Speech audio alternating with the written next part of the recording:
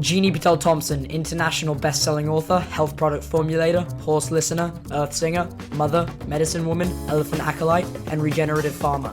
This is the Jini Podcast. Today, I'm so happy to be chatting with Ginny Jablonski, who is in full-time practice as a human and animal soul whisperer, running courses, private sessions, and workshops. She had her first near-death experience at 3 years old, and then emerged from her second near-death experience 11 years ago, able to perceive energy flows and constructs, and able to communicate telepathically with plants, animals, multidimensional beings, and the spirits of those who've crossed over. So if you want to go check her out right now, her website is heartofthehorse.us, but we're going to be talking a lot more about everything she's got on offer and various other courses and juicy bits, so stick with us. Ginny, I just want to kick this off. I want to jump right in with you. Let's not waste any time.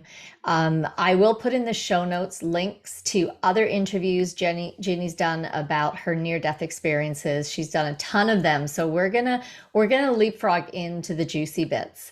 So can we start, Ginny? I would like to know from your perspective, which you have this incredible perspective with a much greater connection and fluency than even the fluent people I know have. And I think it's because you're so honest and rigorous with yourself. You're such a no bullshit person with everyone, especially yourself, that you've really forced yourself to such a high standard of integrity and clean, like you're just clean. So I would like to know from your perspective, what is the difference between guides and angels? Oh, well, first, thank you so much, Jeannie, for having me on the podcast. I'm really honored to be here, and I'm so grateful that you were also on my podcast. I really loved that and hearing your story as well. And we all have interesting stories to tell, every single one of us. That's a very unexpected question from you, and I will answer that as honestly as I can. My sense of guides are beings, possibly soul family, possibly other aspects of ourselves that agreed to be our guides in this life. But sometimes we have guides that we invited on board without the counsel, the wise counsel of our higher self. And so sometimes we can get into a bit of a pickle with guides like that. And from my perspective, angels are other aspects of all life in other dimensions that appear to people to be light, that appear in different religious contexts and in religious works throughout history. And they are mentioned because either at that time they were relevant, they were working as guides, or part of the human experience on Earth, and continue to be of interest to people now on spiritual journeys. But my perspective is a little more cosmic, I think, than people who think, oh, humans are the only ones in the universe and God made us and that's it, right? I have a bit of a wider perspective from my own experience, and that is that there are many planets that host life, not only in this solar system, galaxy, and beyond. And oftentimes, beings appear to us and we just perceive them to be angels, but they might just be extra dimensional beings. Very interesting. So someone can be, if someone says, oh, I take my guidance from my angel. So an angel can also be a guide. Oh, sure. I mean, I have a friend that I knew for many, many years. And she constantly talked about a guide that she had that was a particular angel. And one day we were down in Phoenix having lunch, and we were just sitting there, and her soul, her higher self and consciousness just appeared to me and said, it's time to tell her the truth. And I said, okay, what's the truth? Am I being punked? It's time for her to know that she is an infinite being of light. And I, her higher self, have been appearing to her as this angel because wouldn't have believed that she was an multi-dimensional infinite being of light. And so I appeared to her to be this angelic being, but it's really me. It's really her. Can you talk to her about this? So that was a little bit uncomfortable. But after that, every time I talked to her, she was so excited. She was so excited to now know that she was talking to her own soul, her own higher self.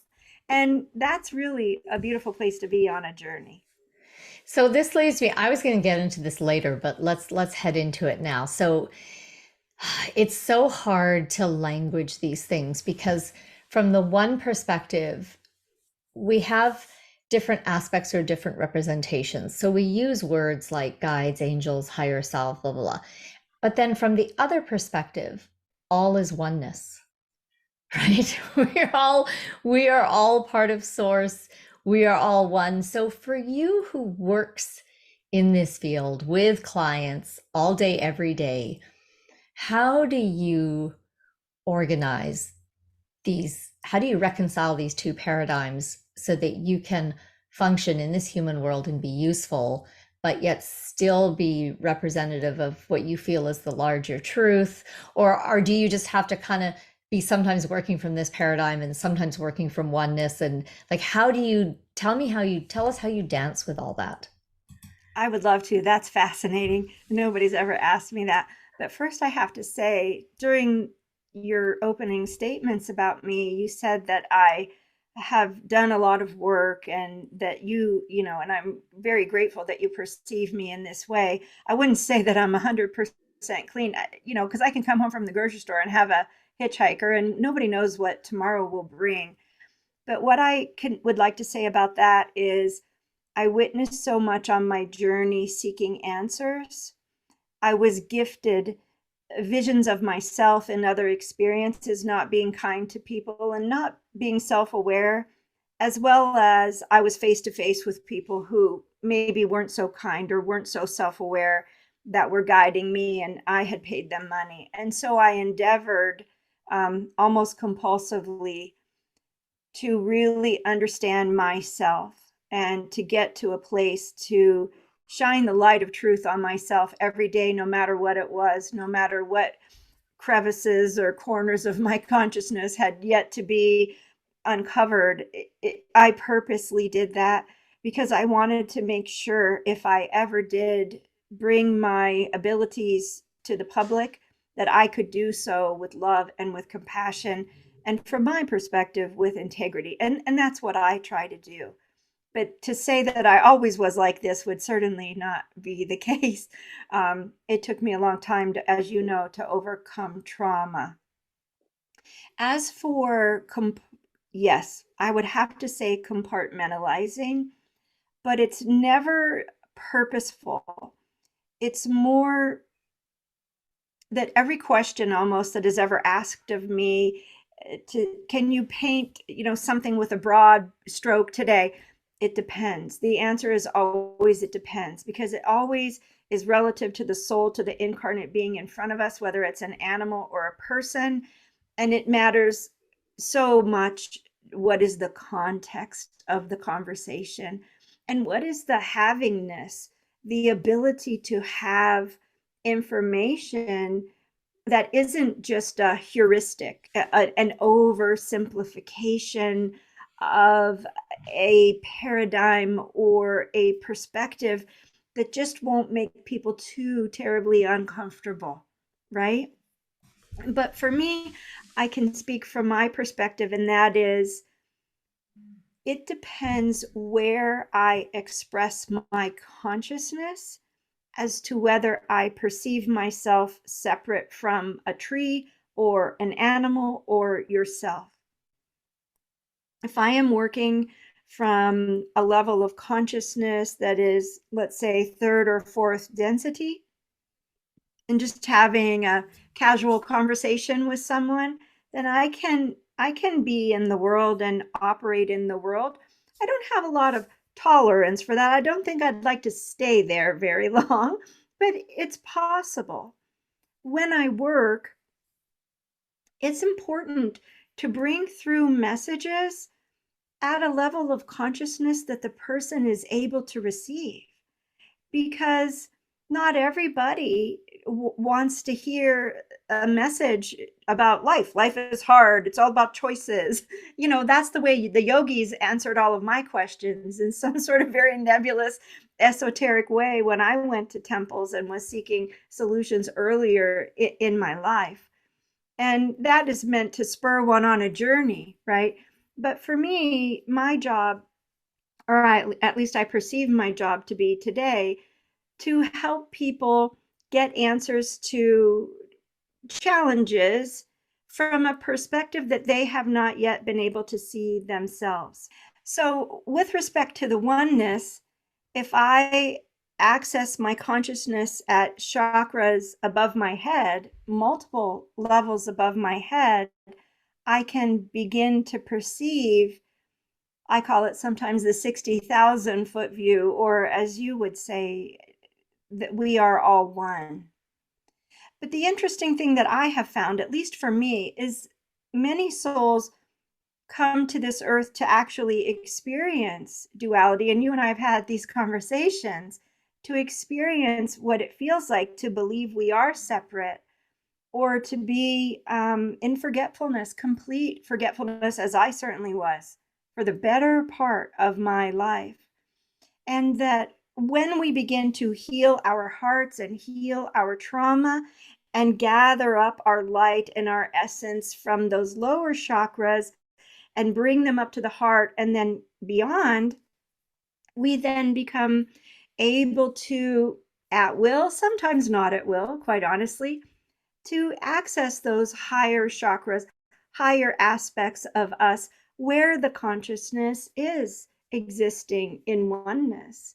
And from my perspective, it's not necessarily readily available to those of us, myself included, earlier in life, who have shut down their heart, so that we are not able to access those chambers of the heart and soul that give us that feeling, that sense, that broader, extraordinarily wise level of context or perspective.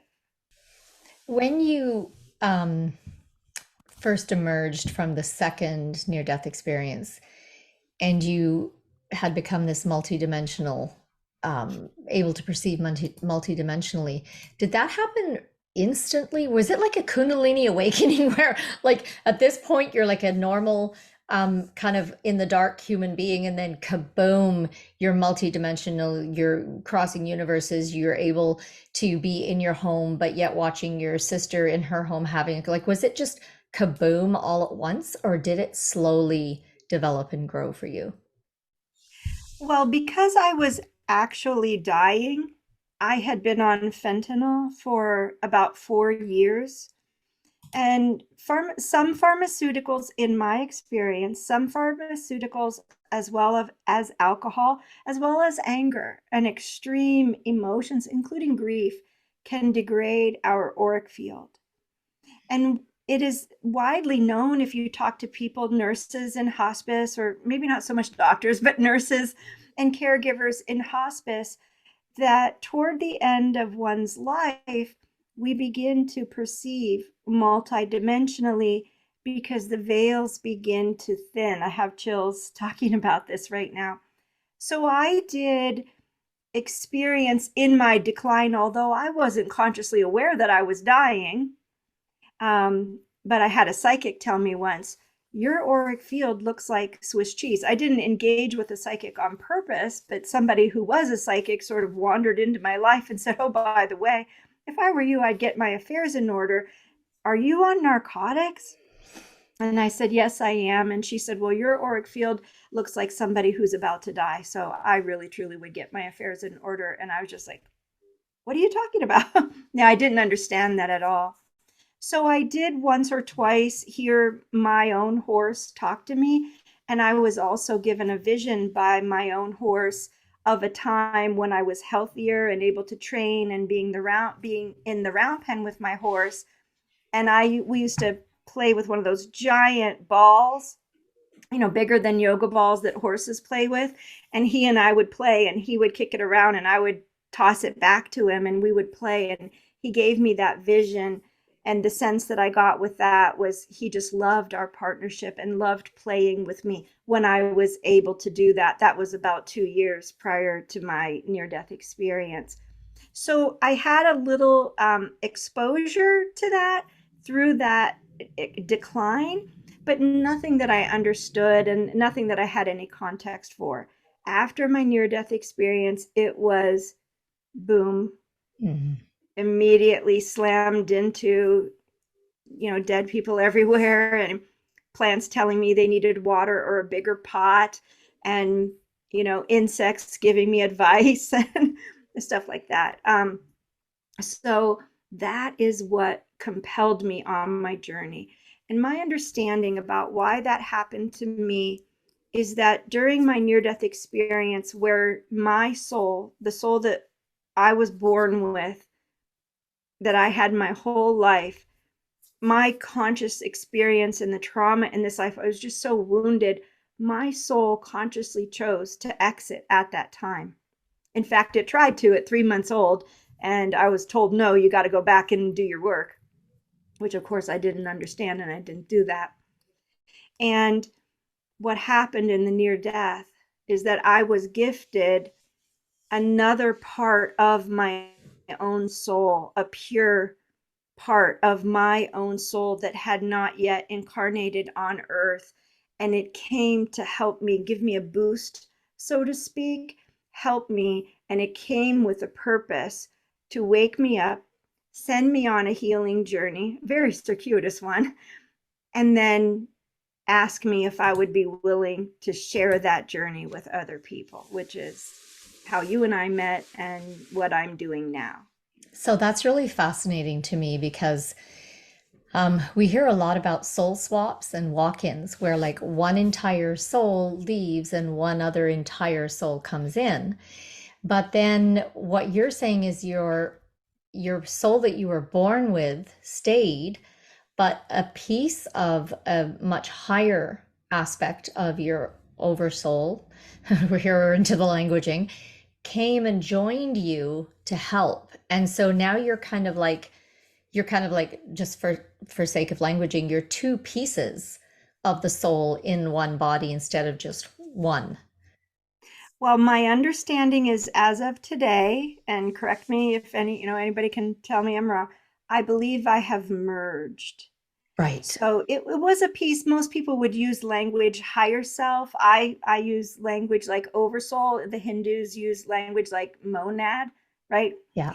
From my perspective, all the same thing. The uncorruptible spirit, the Atman, the part of us that exists outside of time on the other side of the veil, that is pure.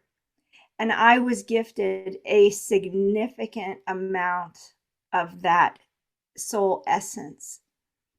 And my job was to heal my own consciousness within my body and gather up all the parts and pieces of me, the fractals of me that had dissociated and had other perspectives about giving life the heave ho, and allowing that higher self part of me to descend into my being as I healed and merge more and more and more.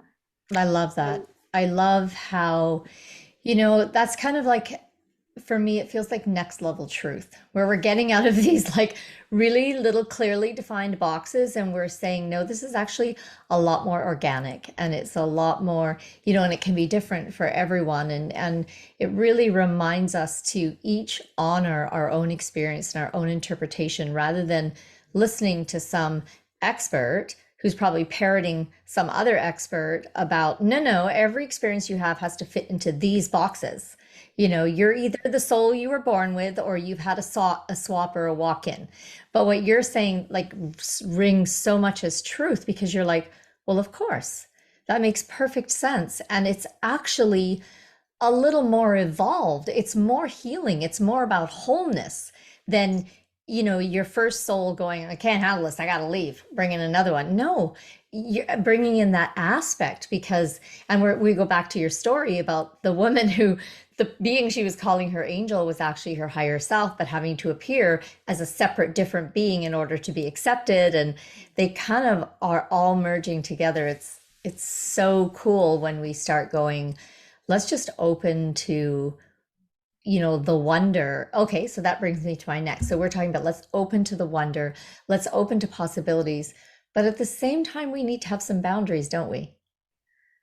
Well, in my perspective, yes. And, you know, I understand that there are people who have the perspective that like attracts like. And, there are a lot of ideas about how we perceive the world and our filters. And let me tell you, I have a PhD in my own filter. So if anybody wants to talk about that and they have 6 or 7 hours, I'd be happy to talk about that.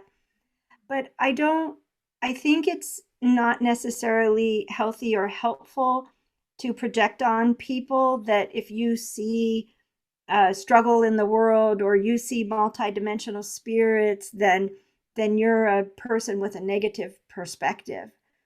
I perceive consciousness. I perceive souls wherever they exist.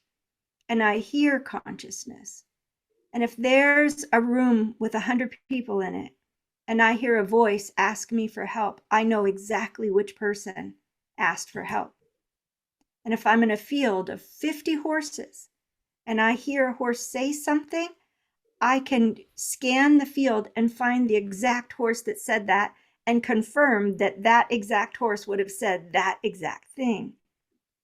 It's about having a refined frequency or energy to communicate with all life and to be able to perceive and to match the frequencies, right? And I feel like I'm not answering your question, but I hope what I'm saying is valuable. Do you feel like you need to I, restate the question? no, I feel like you are answering it really well. You're Okay. taking it where I was. No, beautiful. I love it, and I totally hear you. And now let's take what you just said and let's pull it down into the practical. I had a woman contact me and she said, "Oh, my guides have told me this, and so I've taken this action and I'm reaching out to you because I think you're involved and blah blah." And I just went, "This doesn't feel right to me." And so I had also discussed it with you to go, something feels off to me. Like, what are you getting on this? And so as a result of that, what I wrote her back was, I said, I would also encourage you to ask your guides about why they chose you and what their interest is. So instead of just saying, oh, these beings are talking to me, so they're my guides and they must be in alignment with my highest good, like, ask for a little definition. And I said to her, some guides come through to be of service to the human, but others are in service to their own path and journey, and we are then their vehicle. So I think this is something that people don't even think about. They're like, well, this is a multidimensional being who is communicating to me and giving me advice. And obviously they're here to help me. Obviously they're my guide. Like, this is miraculous. This is just like an angel. But to have that little, I want to bring forward the importance of saying, no, have some discernment, because just as we're here in the third dimension, in duality, having experience of life, other beings in other dimensions are also having their experience of life. They're also having a co-creative journey with source energy. So maybe part of what they think would be a really great idea would be to find a human who wants to work with them, but they're not about your pathway and your highest good. They're about what they want to co-create and what they want to experience. And maybe they want to run some experiments to see what happens. And you're like, yes, I'm willing. And they're like, great. So it's not that this is necessarily a negative thing, but it's just a mismatch of, because you're not checking, who are my guides? Why have you chosen me? What's your interest here? Like what are you thinking? They're just saying, "Oh, guides, yes, I'll do it. I'll action it without question." So tell me a little bit more about that, and also, do you have any stories that further illustrate that whole concept? Yes, of course. um, Earth is a difficult place to be, certainly right now, and I think it's been a difficult place for tens of thousands of years. We have a very active astral realm, and we also, as humans, my understanding is we have a lot of unique abilities, not the least of which is our range of emotions and our power, as you said, Jeannie, to co-create or to create our experience, not necessarily individually our collective reality that we're experiencing, but who calls us on the phone, who emails us, what job we get, whether our relationships work out or not, those types of, that level of co-creative experiences. And there there are souls, beautiful, loving, incredible people that I've met, including myself, in this life who maybe bit off a little bit more than we can chew. And that was certainly my experience. I hope it's safe to say this to everyone. Um, in my experience in this life, I chose to learn some really difficult lessons, which the upbringing of my life and my surroundings and the context within which I lived my life did not support alternative answers or a higher perspective or seeking a higher guidance or inner guidance. And I chose guides who unfortunately were service to self. I did. And I had to find out that some guides actually haven't chosen the path back to oneness. Some souls, surprise, surprise, right? A lot of contrast on earth. There's contrast in the ethers as well. There's contrast, certainly, tremendous contrast in the astral realm, and there's even contrast in fourth and fifth density. And I just want to clarify that when you said you chose guides who are in service to self, you mean to their selves, not yours. Correct. Yeah. And when we are in service to self, and I am not obviously an expert on this, it's not really my lane, so I'm just going to blush over this. But my perspective on service to self is where our purpose is to get ahead for ourselves. Right. Our journey is what matters. The outcome for me is what matters. Not a lot of compassion for other people's experiences and the level of understanding of how we might all sort of fit together. There's not a lot of compassion for that.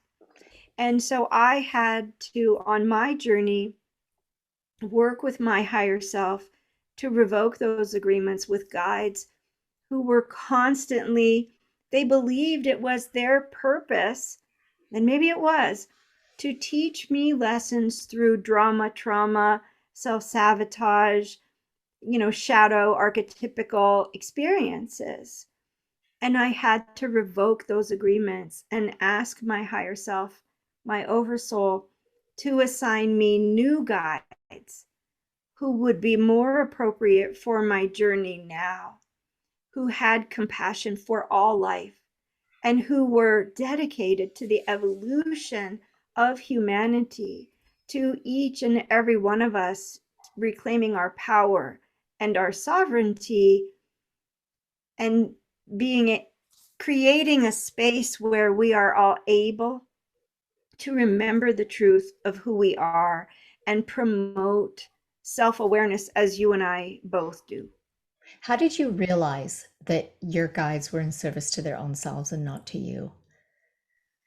It was through a series of events that happened to me where if I would heal or release something, and remember, I can see energy. Hmm. It's not like I'm pointing fingers. I can just see it in everyone else. I saw it in me first, right? Yeah. So I would do some intention or release something or work with the healer. After years on my journey, I finally figured out that information wasn't evolution and that all of the information wasn't just entertainment. It was for me to internalize and begin to inquire and work with that part of myself that was offering the wisdom to me. But I had to ask. I had to ask. And when I asked, please help me understand what's happening to me. Where are these thoughts coming from? Why is this pattern repeating itself in my relationships? Why am I having a pain in my elbow or my knee, whatever that looked like? When I began to self inquire, one day I released something in the morning during a cranial sacral session with a lovely woman. And we had found that I had taken on some energy in the womb from my mother. And I was somewhere in Texas, I think it was Fredericksburg, and traveling. I used to travel a lot for my work, visit horses all across the country. And I packed up my room and I drove down the highway toward Austin, Texas. And as I'm driving, I witnessed the energy come back to me. I pulled off the side of the road. I threw my car in park. I said, what the heck is going on? I just released this morning. Why is it coming back? Please help me understand. And I was shown why. And Wow. it had to do with one of my guides. It really, truly had to do with one of my guides. And my guides, because I used to get really mad at my soul in the beginning. I didn't understand what was happening to me. And every single person I went to try to help me understand what was happening thought they had all the answers and they were right and everybody else was wrong. And I got a lot of confusing information that just made it worse. And I just kept getting more and more upset with my own soul, believing that all of these things that were happening to me were totally guided by my soul and that my soul was responsible for everything uncomfortable that was happening to me. And believe me, the first few years of my journey were extraordinarily uncomfortable Yeah. because I was having an emergency PhD level education in alternative theories and metaphysics. And it wasn't something I ever asked for. And I would never ask for it again, to be quite honest. And if I knew that I would have to do this much, if I could go back to that moment, I would say, catch me on the next life. I'm out of here. Yeah. If today, if I was put back in that same position, I would say no. I would say no because not only was it painful, excruciatingly painful, witnessing all the parts of me that were so broken, but it was also excruciatingly painful trying to discuss these visions and perspectives and information with people who were not ready to hear it or who simply didn't want to hear it. Well, and even, let's say you had had that experience start now, there's been such a shift in consciousness over the last decade. If you had had your near death experience now with all that development, you would have so much more help. You would have found so many more people who could relate to you and talk to you about what you were going through. Like it's really, we don't understand, how much the last decade, and I mean, if you look at how much consciousness has shifted in 2 decades, it's wow. But I've heard that from a number of people who've had, spontaneous Kundalini awakenings or as a result of a near death. And you go from zero to full awareness. And it's brutal. I've heard from every single person how absolutely brutal that is. It's just not an easy path. Well, I So, apologize for crying, but I will share. Oh, I'm so sorry. no, let it Um, roll, Ginny. It's all good. the wounded little girl in me who never got any validation. No one was ever interested ever in what I had to say. And then, of course, all these coping mechanisms were created in managing being willing to martyr myself and take anything on just for a tiny little pat on the back or a pat on the head, right? That part of me was with me, gee, until last year, to be honest. I mean, from my perspective, it takes a while. We need to heal a lot of what's sitting on top of the fractured, what a psychiatrist would call wounded inner child, what a shaman or a medicine man or an indigenous person might refer to as soul loss, right? To just say, oh, just go to a shaman and do a soul retrieval. Let me tell you something. If you're not ready for it, it ain't going to stick. It ain't going to stick because the parts of our consciousness are really driving the bus. And I think that, again, that the perspective of human consciousness has been terribly oversimplified in mainstream metaphysics, terribly oversimplified. And it causes one to constantly seek outside ourselves for answers, myself included. And it causes us to often deny, to not, I think, be open to really truly digging in to find what's going on inside of us.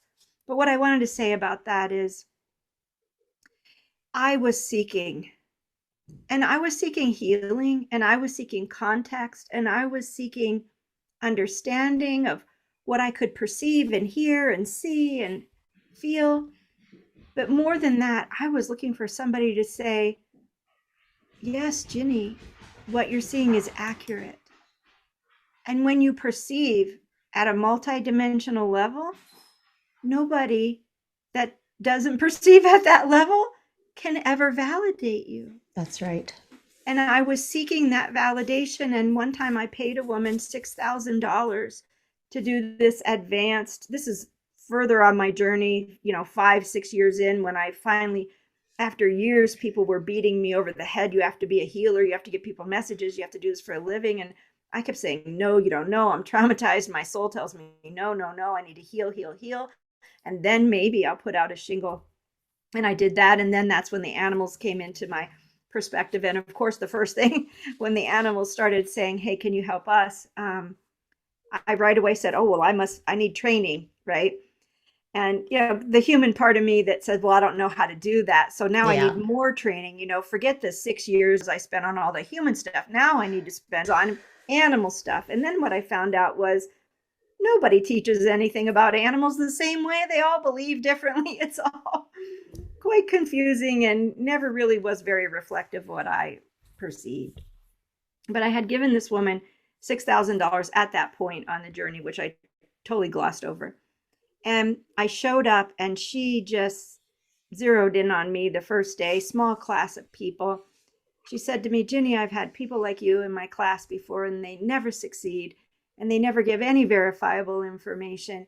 And you're probably not going to come back to the second half of the class and you're just going to fail like everybody else.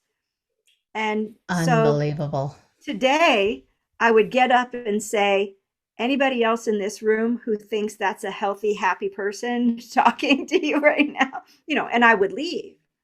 But then, which was 5 years ago, I sat there and I said, oh, if I'm just good enough, I can just prove to her and then she'll see. I was just seeking that little girl part of me was just seeking someone that I idolized, someone who purported herself to be one way in all of the marketing materials and interviews, but then you get to her house and nothing at all like what you thought, you were going to experience. I stayed and it got worse and worse every day. Yeah. And that's the wounded part of us. And I think there's not enough conscious conversation around how to talk to those parts of ourselves and how to dig into the events that contributed to that perspective. Mm-hmm. Mm-hmm. Well, and it's kind of, I don't know why we do this as humans. Maybe it all comes from lack of self-esteem or like you said, looking for outside corroboration and validation. But we don't seem to be able to hold in our mind that if someone is put up as a guru of some sort, whether it's in the yogic world or the animal communication world or whatever. Yeah, there's a part of them that can and does function at that level where they have good stuff to say and they are, maybe channeling information that's really valuable, or but at, they're still a human in 3D. And if they haven't dealt with their trauma, if they haven't dealt with their filters, if they haven't gotten themselves, if they're not as rigorous on themselves, and I'm going to say until the day they die, expect that their shit is going to come onto you, because it's just impossible. It's if they were that clear, they wouldn't be here anymore. The fact that our vibration, our frequency can still stay here in third dimension, for me means, well, there's more work to do. And I've never stopped working on myself. I've never stopped. And like just yesterday, I had an amazing experience where I learned something I had not done before. And you mentioned you were at your craniosacral, so I'm at my osteopath, who of course also does craniosacral. And she was working with my head, and I said, I've got this ridge in my skull. It's very weird. It's like a Klingon ridge. But it's mostly on one side. And so as soon as she put her hands there, I went back to myself, to a memory of myself as a baby. And what I had just found out from my mother is she had a bacterial disease while she was pregnant with me that caused her uterus to go just cramped and clamped in and squeezed. And it was incredibly painful for her. But you can imagine for me as the baby inside, because people talk about, oh, the womb, and I'm free floating. I'm like, there's no free floating in the womb. The womb is horrible. It's this tiny trapped, little space. And then I was born in 10 minutes. And so I'm going back to these memories, and I can hear baby Ginny say, I needed this session 2 days after I was born. Yeah. Like, now all the bones are fused. It's too late. And I went, wait a minute. Let's go back in time. Let's take adult Ginny and the osteopath back to 2-day-old baby Ginny, and let's work on her. And I said to my osteopath, I said, can we merge some timelines here? Can we now work with baby Ginny? And she was like, yeah. She'd never done this before, but she could immediately feel the ring of truth to it. Of course we can. And so she's now working on my head, but I'm now connected to baby Ginny. I'm feeling what baby Ginny feels. I'm seeing her memories, and I'm like, oh, the times that I was laid flat in my crib because I couldn't roll over, and I would just scream and scream. It wasn't because I thought it was just because I was left alone. No, it's because this whole cervical had collapsed and jammed in, and it was really painful. So then we went and we worked with that, and it was like, and I could feel baby Ginny going, I'm finally getting the help that I needed, that I never could get, that I was so alone, I was so isolated, and no one could understand me, but you know what? This Ginny can give that to baby Ginny in a session and give her body work. And now what becomes possible with this adult Ginny body? Like, it's mind-blowing. It's so freaking cool. And my osteopath was like, I had no idea that was possible. I'm like, me neither. But it was like, because this path of learning never stops, and because the increasing of the vibration and the frequency, and someone like you're already able to really move between realities and calibrate to different frequency sets. Well, we all have that capability. So let's just keep going.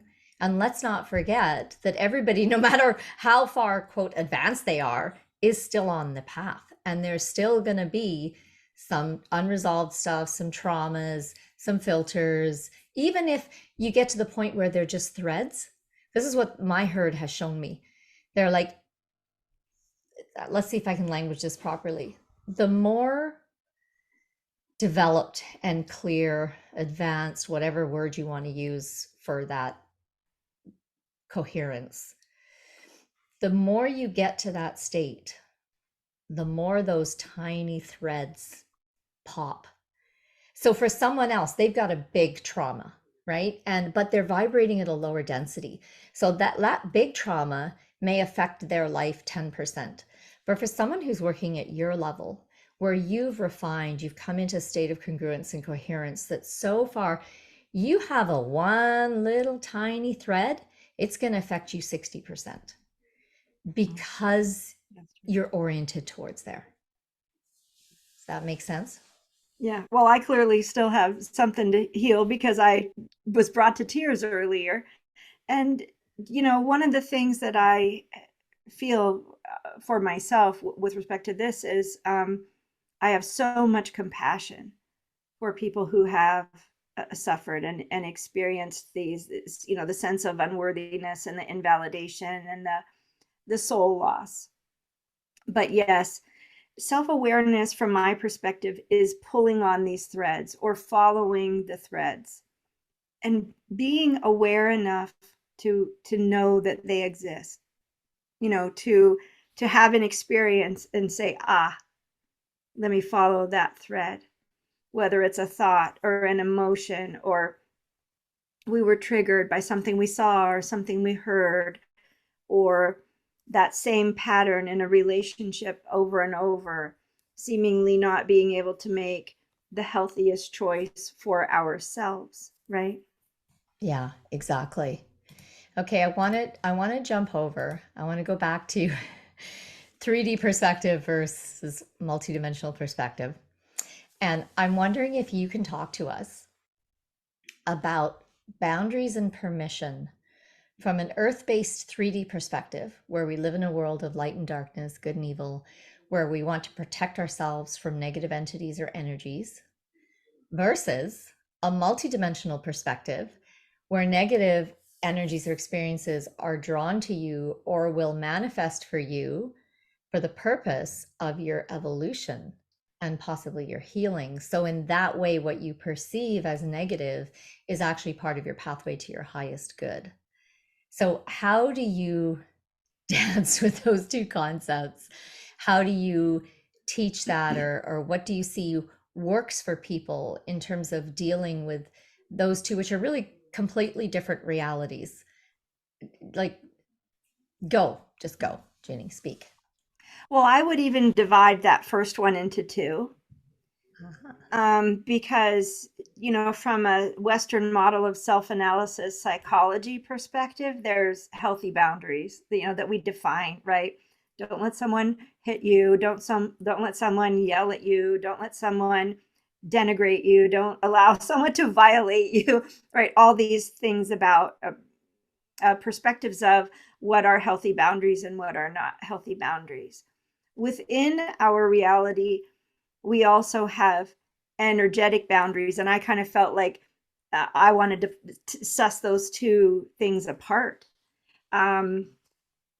Most people, if you are not aware multidimensionally, then you have no clue whether or not you have healthy energetic boundaries. And you can intend all day long to have healthy energetic boundaries, or say, I don't take on my client's energy, or I don't do this or that. But there are many people who can actually perceive our nervous system and our energy construct, our light bodies and luminous architecture. And it's actually the case that all day long, we are at the effect of energies outside of us without being consciously aware of it. And when we feel emotions, it is impossible in that totally separate 3D reality to know the difference between your emotions or my emotions. And I can tell many stories about that of my own experience and clients' experience. But I don't relate at all to the over intellectualization of habits or personality. I perceive a lot of therapeutic techniques or psychology as mental gymnastics. I don't perceive it as a solutions based paradigm because I don't live in that paradigm. Part of that paradigm is reprogramming ourselves, learning healthier habits and substituting behaviors. And I don't know if you've ever heard me say this before, Ginny, but what do you think about this? My perspective is, if we just unload the junk in the trunk, the wounds and the limiting beliefs that we took on because we perceive the world in a certain way, what will shine through is the compassion and the divine balance and beauty of the soul itself. We don't need to be programmed by a neurolinguistic practitioner. We don't need to be hypnotized. Although all of these things can be very helpful. And so please don't get me wrong. I'm not trying to knock it. I'm trying to express that my perspective is, if we pull on enough threads, we're going to wake up one day and we're going to be different. We're going to perceive the world differently. We're going to react to outside stimulus differently.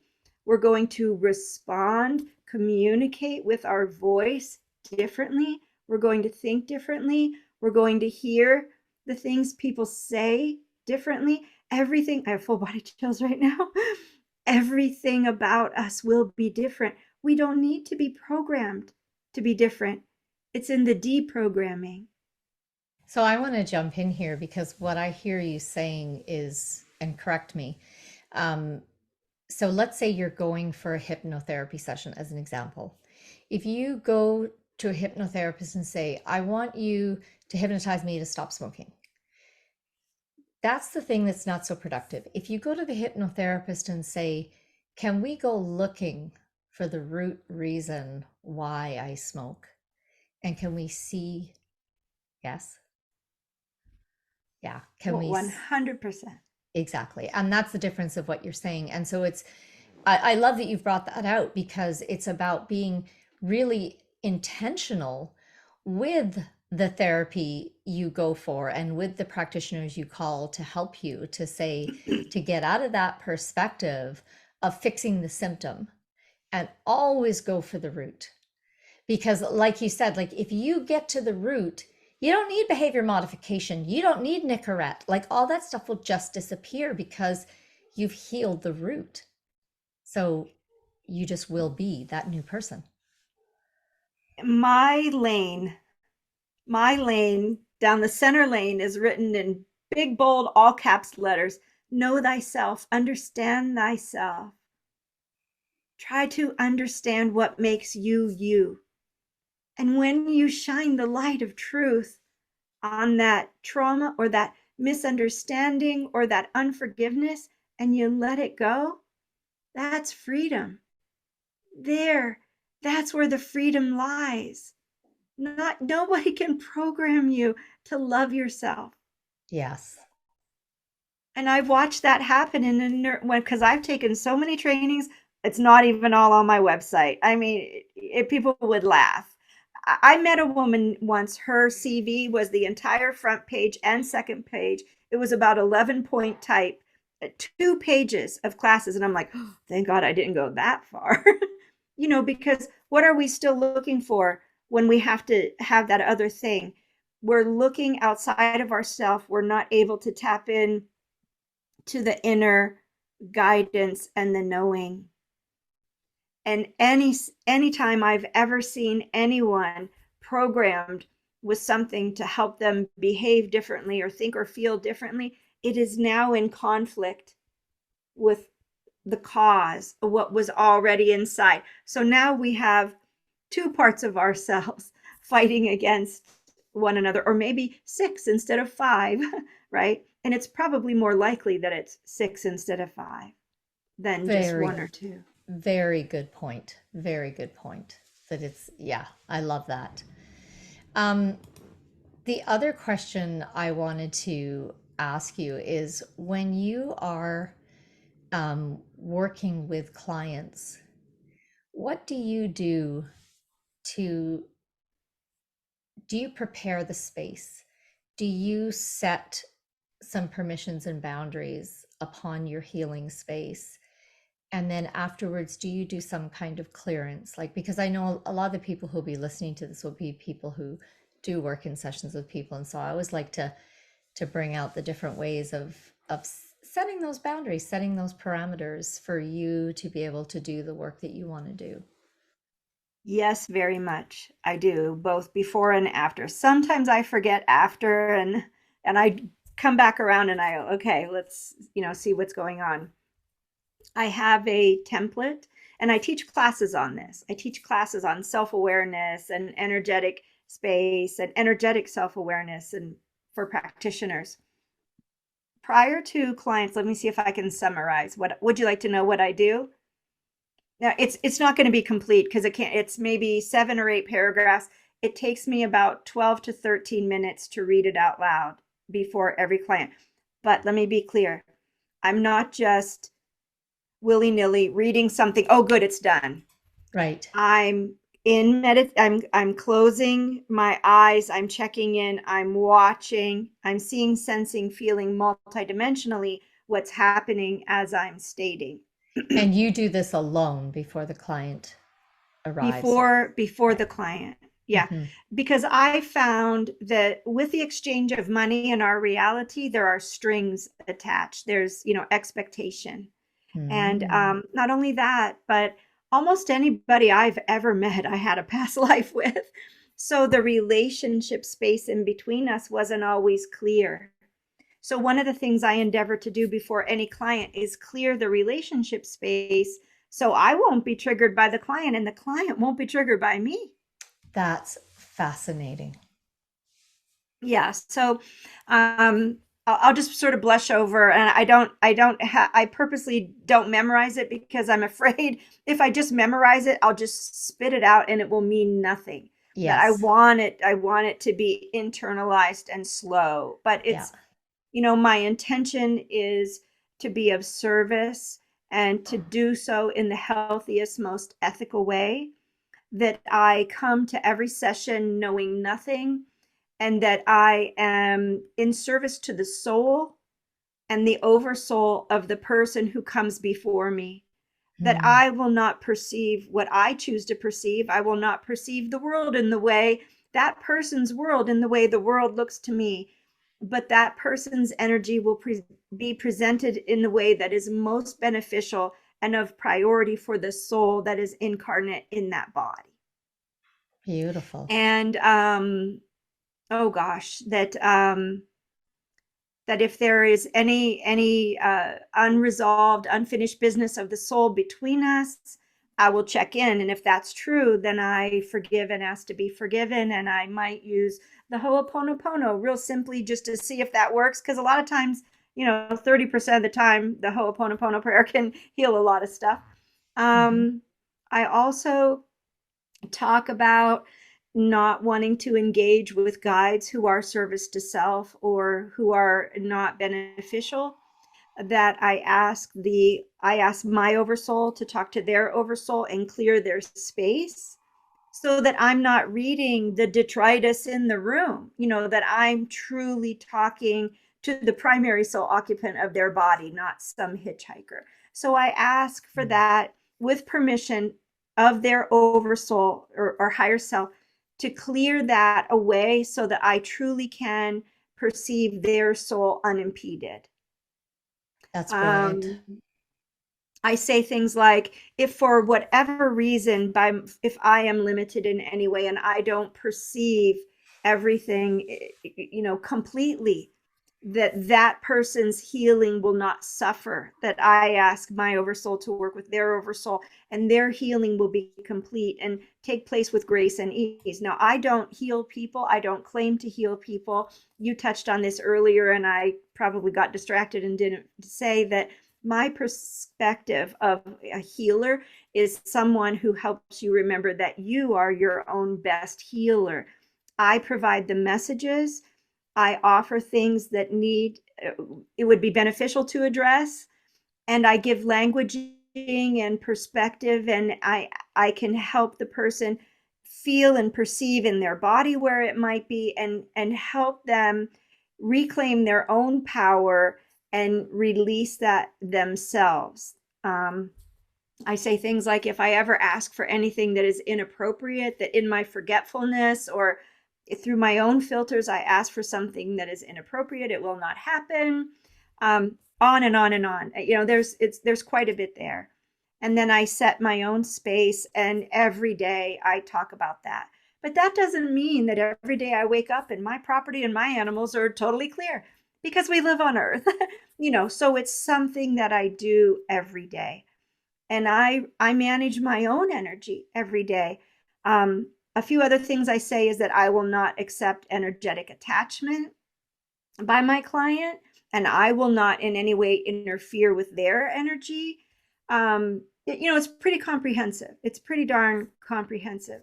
And then after the client, I take an inventory. I perceive my own energy.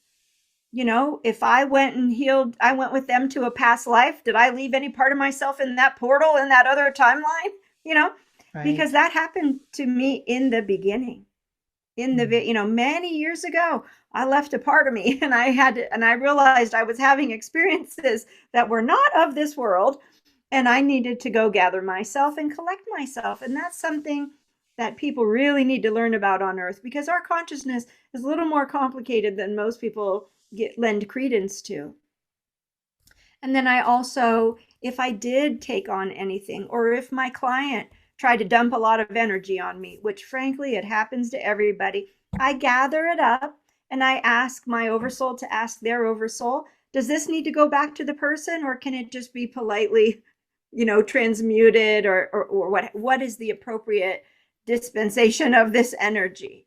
And sometimes, every once in a while, it doesn't happen a lot, but every once in a while, I'll just sort of look around and it's like a hoarder's palace. And I'm like, whoa, that person tried to dump a lot of stuff on me, and parts of us perceive other people as being that savior, or maybe more capable to transmute, or what have you. And I never know anytime why they did it. I just ask their oversoul to help me sort it out. And then I run my own energy and ground myself and make sure I'm back in my body if I left. I try during my work to be very, very present in my own body and not go traveling. Although every once in a while you do time travel or go to another timeline. Mm-hmm. It's So so, hopefully that helps. no, that's brilliant. And I'm almost wondering though, Ginny, if you have to be, so how does this land? The more aware you become and the more you develop your multidimensional abilities, do you then have to become more rigorous? Because I know a lot of people who are not, maybe let's say you're working at, let's say on a scale of 1 to 6, you're working at 5 or 6, and there's someone else who's working at 3. Maybe they don't have to be as careful as you, because if they're not going it there to begin with, or they're not existing or perceiving those worlds, and those things don't apply. What's your perspective on that? Well, I think they do apply. I think it's whether or not we can perceive it, or we understand that we are at the effect of. I'm just going to tell it like it is, and we'll see where it lands with people. True, if masters exist, they practice every day. Whether you do Kung Fu or Aikido or Wei Wu Wei or Tai Chi or Qigong, these people don't take Sundays off. Okay? Masters are truly masters of their own energy. And I had a girlfriend once, very highly placed in an international animal organization. And she said, Ginny, why do you spend so much time, clearing your energy and doing this work? Why don't you just have faith that everything's okay? And I said to my friend, because I can see your energy right now and I can tell you it ain't. But if you're at, quote unquote, if there are levels, if you're perceiving at that level, you're not perceiving. We don't know what we don't know. And people are being taught protocols. Mm-hmm. Like my friend, she's being taught protocols. She's not being taught self-awareness, energetic awareness. She's not being taught to interact with consciousness, maybe use a pendulum, Step one, step two, if then, if then. I have never seen an if then apply in any class I've ever Mhm. taken. Mhm. And I've been in a class once, an animal quote unquote healing classes years ago. I'm not recommending them. And this woman started, healing a dog. And I said, excuse me, you don't have that dog's permission to do what you're doing. Yes, I do. No, you don't.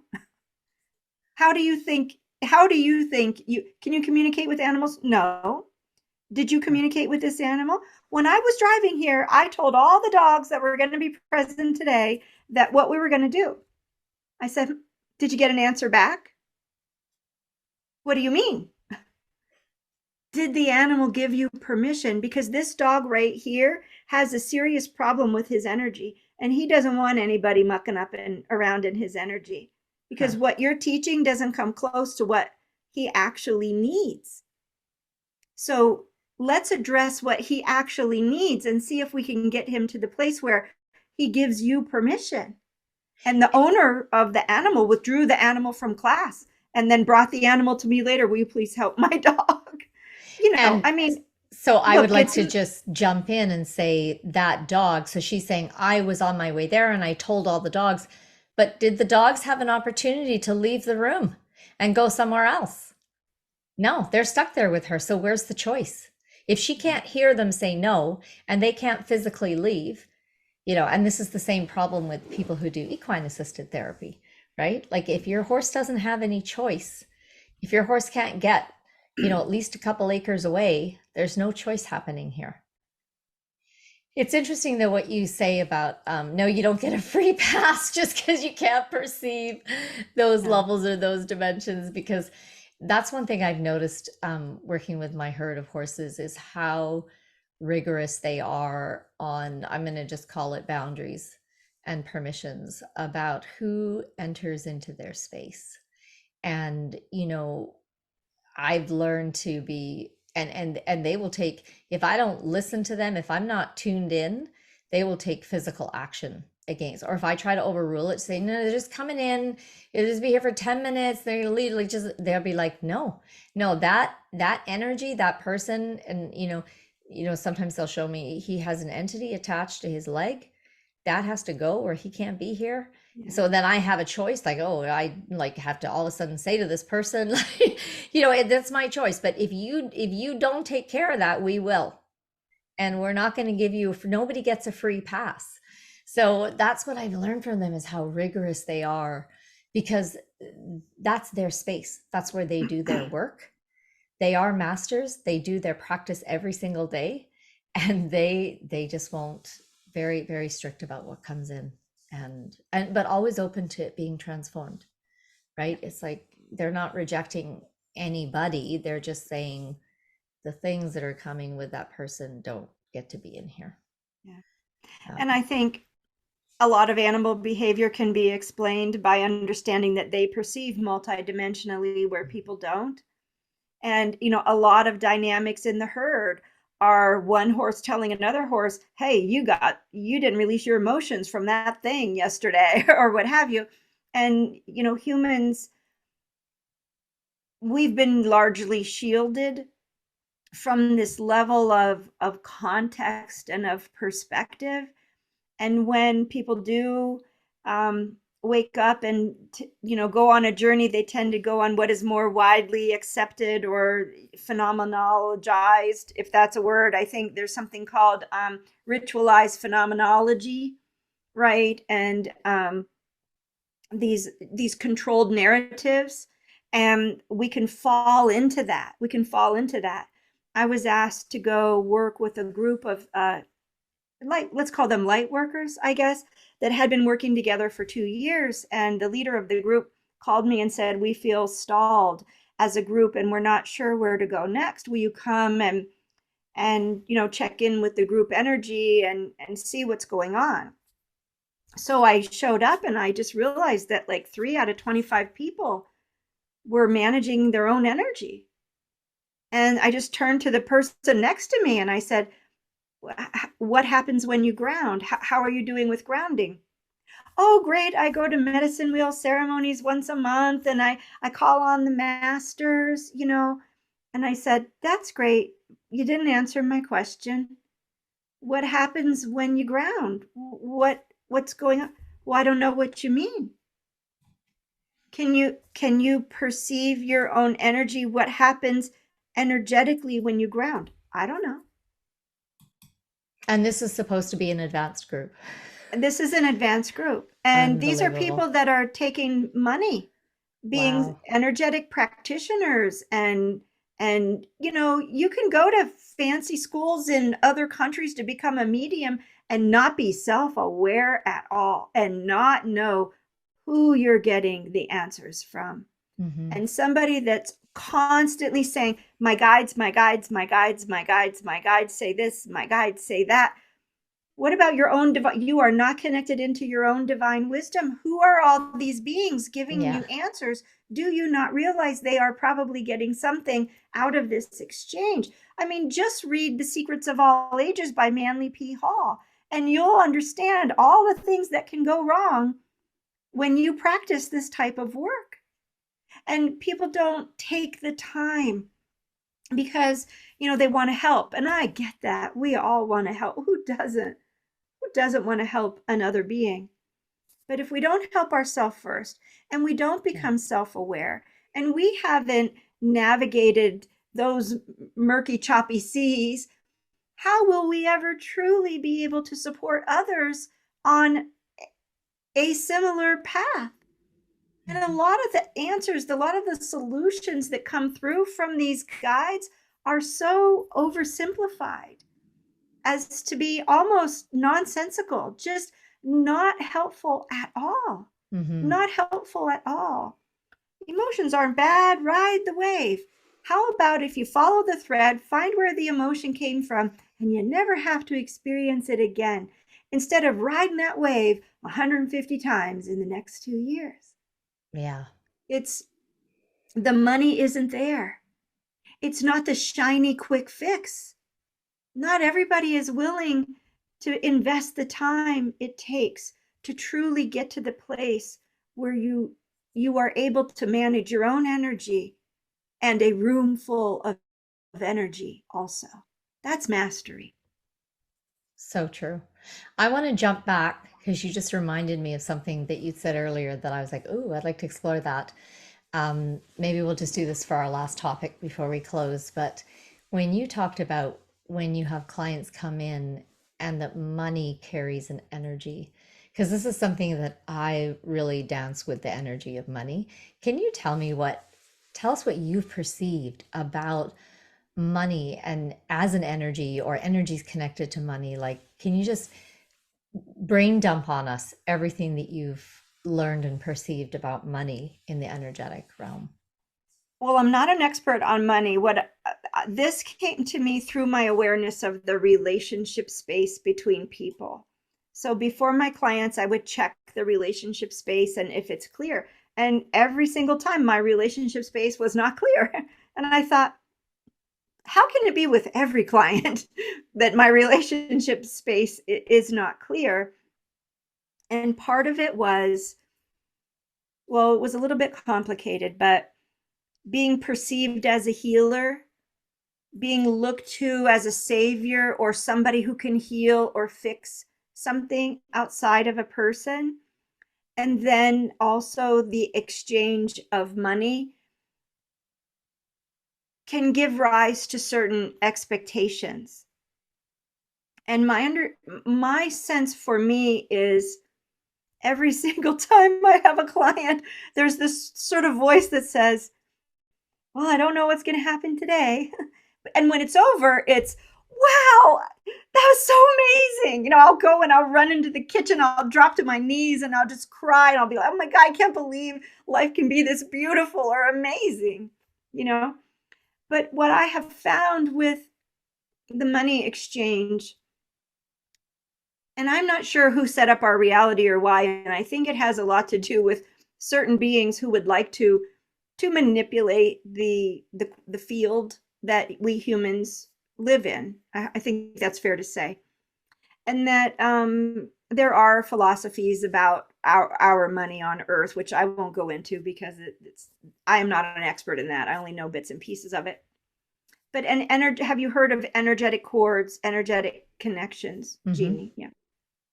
So through the exchange of money, I have found that there is like an energetic exchange, and it's not clean. It's not clean. So that space needed to be cleaned up. That the any sort of energetic attachment or entanglement in any way beyond that session would be inappropriate. But as we are exchanging money with people all day, we're unknowingly exchanging energy as well. That in my perception, when I clear my own energy, that energy is released and sent down into the earth. I think that a lot of people don't realize that when they just, if someone wants to give you money, people are like, oh, wow, awesome. No, no. You have to look at what is the energy that's coming with the gift, because that may cost you more than the money's worth. And I think I had a crash course in this early because my father was so psycho with money. Like he was just, money symbolized so many different things to him and they were all twisted.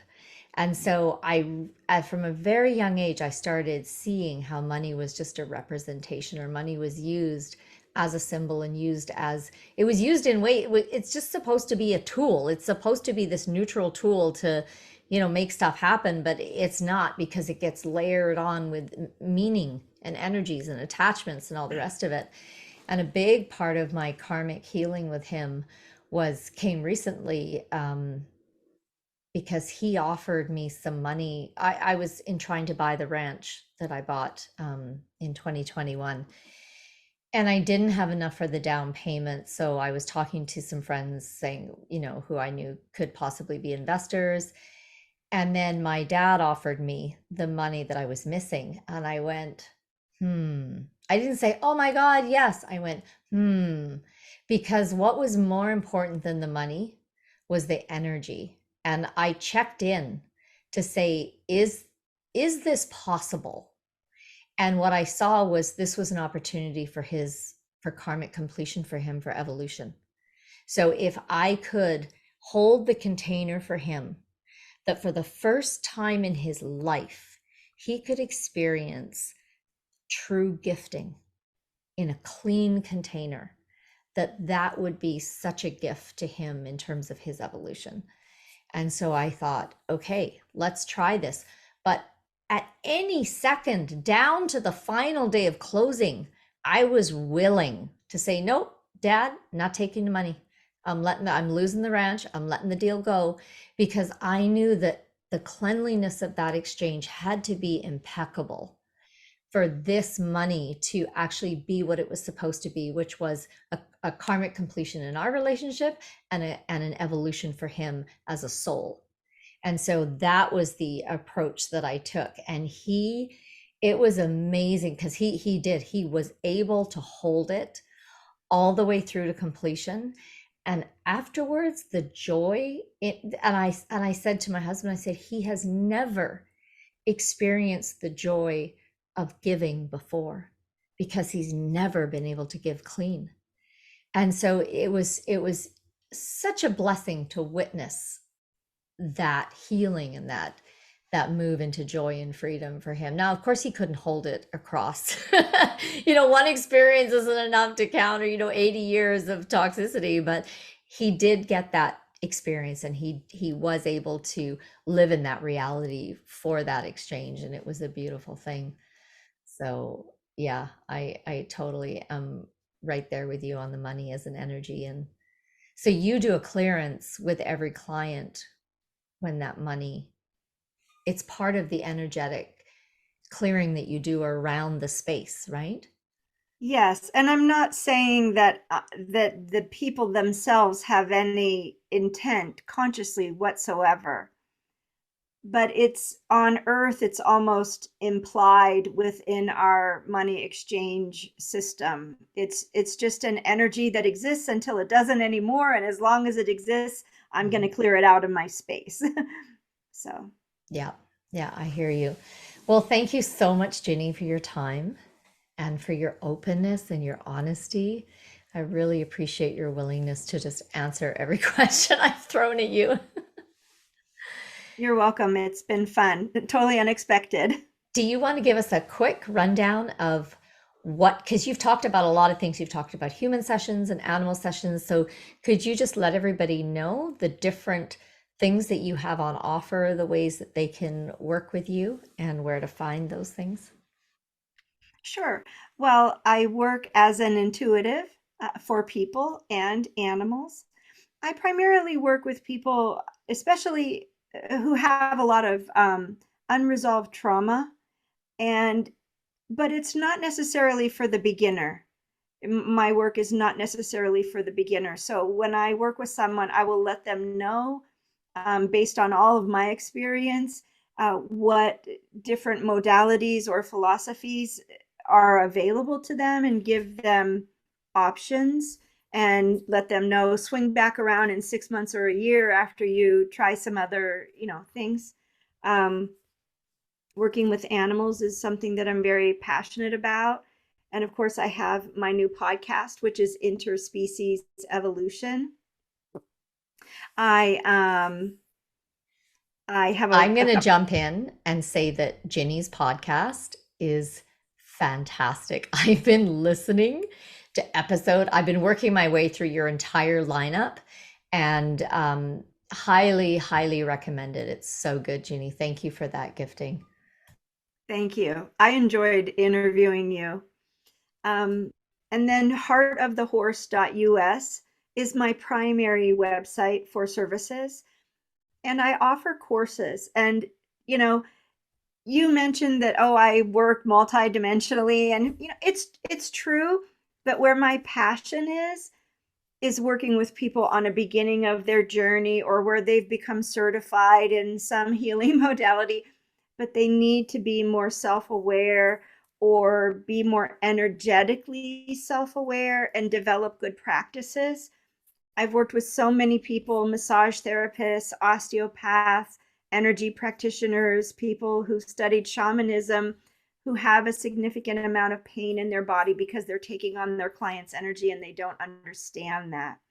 So I teach classes in self awareness, energetic self awareness, classes for practitioners, to share how I set up my space. And I'm, in fact, even working with your horses with a class this year. They're going to be supporting those body workers, practitioners who are learning how to establish healthy boundaries in an energetic or therapeutic environment. So Brilliant. that's pretty much what I do. Thank you, Ginny, so much. And so, just so people are aware, so Ginny offers the courses and workshops, and she also offers private sessions. So, everything you can reach at heartofthehorse.us. And from there, you can get to every piece, including the podcast. Thanks again, Ginny, for joining us today. Bye bye.